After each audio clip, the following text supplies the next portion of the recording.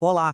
Hoje a gente vai falar da primeira guerra que a Bíblia registra. Mas olha, isso aqui não é só uma história de batalha, de reis e exércitos, não. É a história de uma missão de resgate que parecia impossível. E tudo liderado por um homem que, mesmo com tudo contra ele, confiou não na própria força, mas numa fé gigante em Deus para conseguir a vitória.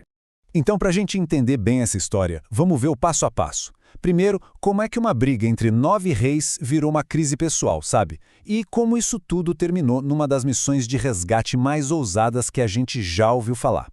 Então, vamos lá. Para começar, a gente precisa saber quem é quem nessa história. O cenário estava montado por uma briga de gigantes, um confronto entre duas alianças de reis muito poderosas. Olha só. De um lado, a gente tinha uma aliança super forte de 4 reis do leste, com um líder bem poderoso, o Quedorlaomer. E do outro lado, tinha 5 reis das cidades da planície do Jordão. E sim, entre eles estavam os reis de Sodoma e Gomorra. Tá, mas o que começou essa guerra toda? Por que esses 9 reis resolveram brigar? Não foi uma coisinha boba, não. O estopim foi uma rebelião que, na verdade, já estava sendo cozinhada há mais de 10 anos. Imagina só, por 12 anos, 12 longos anos, os 5 reis da planície tiveram que servir Quedorlaomer, pagando tributos e tudo mais. Aí, no 13º ano, eles falaram, chega, e se rebelaram, queriam ser independentes. Bom, a resposta do Quedorlaomer no ano seguinte foi, digamos, bem rápida e destruidora. E aqui tem um ponto bem interessante. O Quedorlaomer não foi direto para cima de Sodoma e das outras cidades. Não. O exército dele foi descendo, fazendo um arrastão pela região, conquistando vários povos pelo caminho, para só depois chegar e resolver a questão da rebelião. Foi uma demonstração de força mesmo.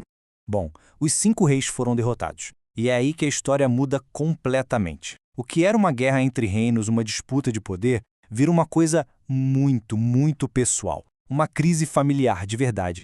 No meio daquele caos todo, a cidade de Sodoma sendo saqueada, levando tudo, pessoas, riquezas, a história toda, de repente, foca em uma única pessoa, em um homem que foi capturado. E esse homem era Ló, o sobrinho de Abrão. E aqui vale a pena a gente lembrar como é que o Ló foi parar em Sodoma, né? Um tempo antes, rolou uma briga entre os pastores dele e os pastores de Abrão. Os rebanhos dos dois eram gigantes e a terra já não dava conta. Aí o Abrão, muito generoso, falou pro Ló escorrer para que lado ele queria ir. E o que o Ló fez? Ele olhou, viu a campina do Jordão toda verdinha, fértil, e escolheu para ele a melhor parte, sem pensar muito no tio. O problema é que aquele lugar era habitado por gente de péssima fama. E agora, agora Ló e a família dele estavam sentindo na pele as consequências daquela escolha. E agora a gente chega no momento decisivo. Um dos que escaparam consegue chegar até Abrão e conta tudo o que aconteceu. E a reação de Abrão? Nenhuma hesitação. Foi ação imediata, uma decisão firme, totalmente baseada na fé que ele tinha. E o ponto central aqui é esse número, 318. Pensa bem, Abrão juntou 318 homens, servos dele, treinados em casa, para ir atrás de um exército vitorioso, uma coalizão que tinha acabado de vencer 5 reis. Isso é de uma coragem absurda, uma coragem que não vem da lógica militar, né? Vem de uma confiança profunda no poder de Deus. E a perseguição não foi pouca coisa, não. Foi uma jornada longa, difícil. Abrão e seus homens seguiram os inimigos por uma distância enorme, foram até o extremo norte. Isso mostra a determinação dele, né? Ele não ia desistir de resgatar seu sobrinho. Chegando lá, a desvantagem era óbvia, esmagadora. Abrão não podia simplesmente partir para cima na força bruta. Então o que ele faz? Ele usa a inteligência, a estratégia. E, acima de tudo, ele confia que Deus está guiando cada passo do seu plano. E o plano do Abrão foi simplesmente genial. Ele não foi de frente, de peito aberto. Não, ele esperou a noite chegar, aproveitou a escuridão, dividiu o pequeno grupo dele em várias partes para parecer um exército muito maior e atacou de surpresa, vindo de todos os lados. Isso é uma tática clássica de guerrilha, né? O objetivo é criar pânico, confusão total no inimigo. O exército do Quedorlaomer estava lá, tranquilo, comemorando a vitória, e de repente, no meio da noite, são atacados de vários lados. Com certeza, eles pensaram que estavam sendo cercados por um exército imenso. E o resultado foi inacreditável. Uma vitória total.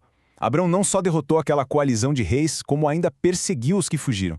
E o mais importante, ele conseguiu resgatar todo mundo. Ló, a família dele, todos os outros prisioneiros e recuperou absolutamente tudo que tinha sido roubado. Foi uma vitória que vai contra qualquer lógica humana, sabe? É um sinal claríssimo do poder de Deus agindo através de um servo que foi fiel e obediente.